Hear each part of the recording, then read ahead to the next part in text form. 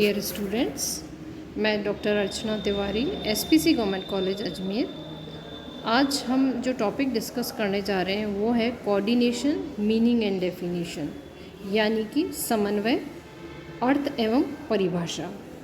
जैसे कि हम जानते हैं कि वर्तमान युग में सभी फंक्शंस में डिवीज़न ऑफ लेबर और स्पेशलाइजेशन के सिद्धांतों को अपनाया जाता है और इसका रिजल्ट यह निकलता है कि प्रत्येक कार्य को अनेक स्पेशलाइज्ड पर्सन्स के बीच डिवाइड कर दिया जाता है और रिजल्ट ये निकलता है कि विभिन्न साधनों एवं मानवीय प्रयासों में समन्वय की आवश्यकता उत्पन्न होती है। तभी प्रबंधक संस्था के उद्देश्यों की प्राप्ति में सक्सेसफुल हो पाता है।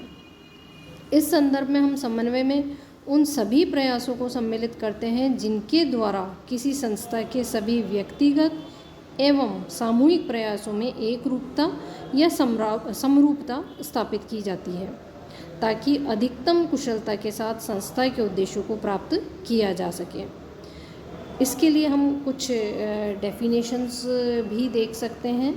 तो सामान्य शब्दों में यदि हम देखें मीनिंग इसका, तो समन्वय या कोऑर्डिनेशन एक ऐसा प्रोसेस है जिसके अंतर्गत संस्था के विभिन्न डिपार्टमेंट्स या सब डिपार्टमेंट्स, उप विभागों में कार्यरत व्यक्तियों के कार्यों और प्रयासों में समरूपता या संयोजन स्थापित करने का एफर्ट किया जाता है ताकि मैक्सिमम एफर्ट्स के साथ में मैक्सिमम कुशलता के साथ संस्था के जो ऑब्जेक्टिव्स हैं उनको प्राप्त किया जा सके।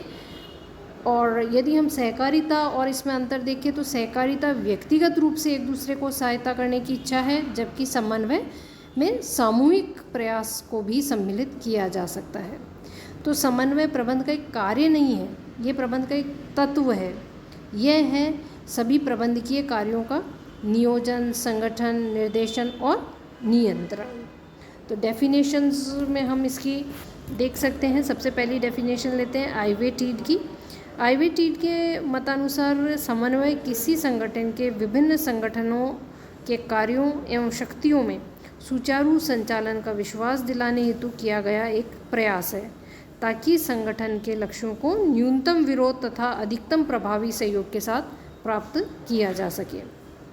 सेकेंड डेफिनेशन हम इसमें देखते हैं थियो हेमन की। हेमन के अनुसार समन्वय किसी कार्य को यथोचित मात्रा, समय एवं उचित गुणवत्ता से निष्पादन करने हेतु सबऑर्डिनेट्स के प्रयासों का या अधीनस्थों के प्रयासों का क्रमानुसार संयोजन है ताकि उनके संयुक्त प्रयासों से निर्धारित लक्ष्यों अर्थात उपक्रम के सामान्य उद्देश्यों की प्राप्ति की जा सके।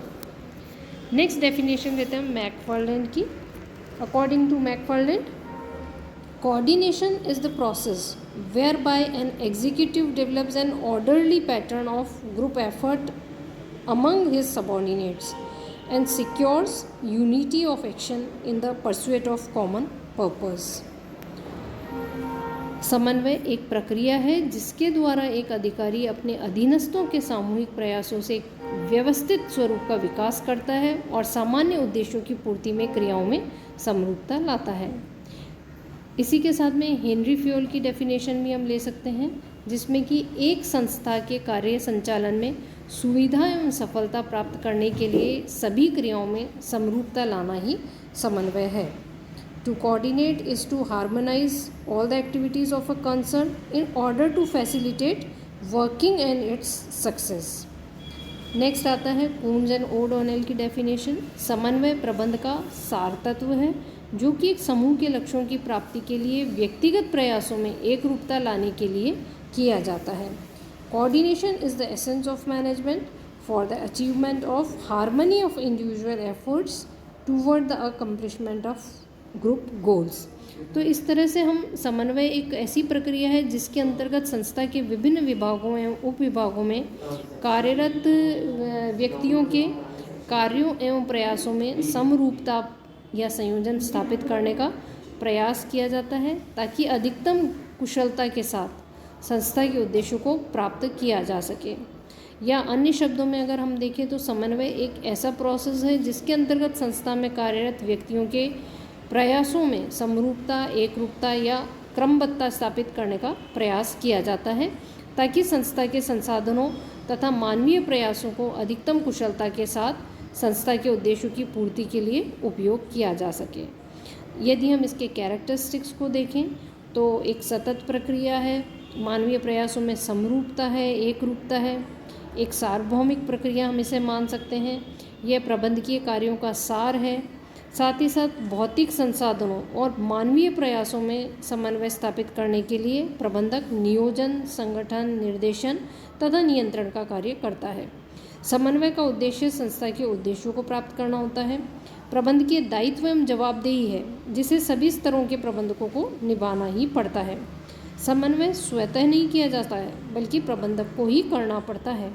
साथ ही साथ प्रबंध का पृथक कार्य नहीं बल्कि प्रबंध की आत्मा है। समन्वय और सहकारिता में अंतर भी होता है। तो इस तरह से यह इसके फीचर्स थे। नेक्स्ट लेक्चर में हम देखेंगे कि समन्वय और सहकारिता में क्या अंतर हो सकता है।